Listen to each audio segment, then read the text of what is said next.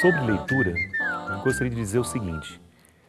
Recentemente, a imprensa tem publicado os dados do SAEB e da Prova Brasil sobre o desempenho dos alunos de quinto ano, quarta série, em leitura. E os resultados são bastante ruins. Apenas 28% dos alunos nessa faixa etária alcançaram aquilo que se considera um nível adequado de leitura. Ou seja, é apenas um terço dos alunos que chegam a um grau satisfatório de leitura nessa fase. Por que isso acontece? Então, é uma pergunta que todo educador e em especial os professores de língua portuguesa devem se fazer. Por que os alunos leem tão mal? É verdade que não há uma resposta simples para essa questão, mas podemos levantar algumas hipóteses a respeito.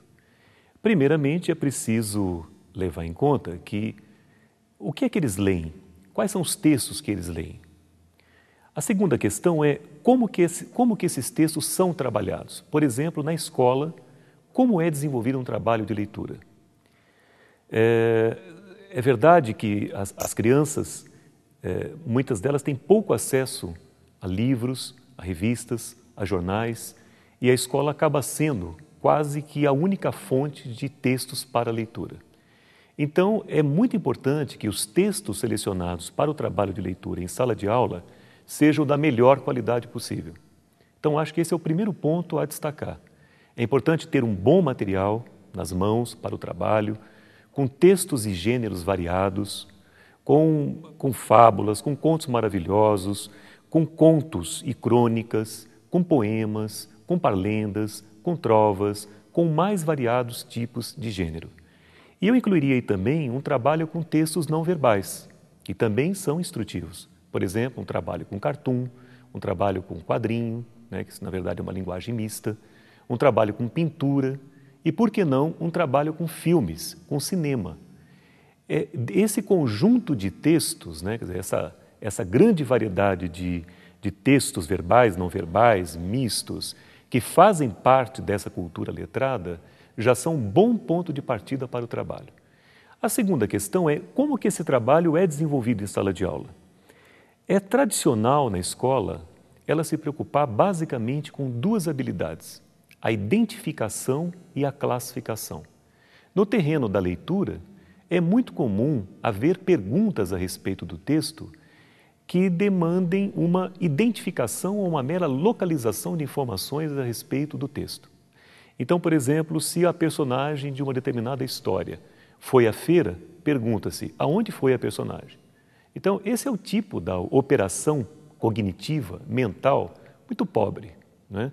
E eu penso que muito do insucesso da leitura na escola e da qualidade desse trabalho de leitura se deva a esse grau baixo de exigência de nós próprios educadores. Eu penso que um bom trabalho de leitura deva levar em conta as habilidades de leitura, que alguns chamam também de esquemas de ação ou de operações cognitivas, isto é, aquelas chamadas comandas, como por exemplo, identifique, que é uma delas que é necessária também, é importante, mas não é a única. Então, identifique, relacione, compare, explique, infira, deduza. Todas essas operações têm de estar muito claras para o professor e para o aluno, pois são elas que levam, na verdade, a criança e o jovem a penetrarem na leitura, penetrarem no texto de uma forma direcionada, de uma forma orientada. Ou seja, quando o professor pede compare, ele está pedindo, na verdade, que a criança identifique num texto e no outro, que será comparado, elementos comuns e diferentes. E a criança deve dizer aquilo que há de comum e de não comum entre os textos.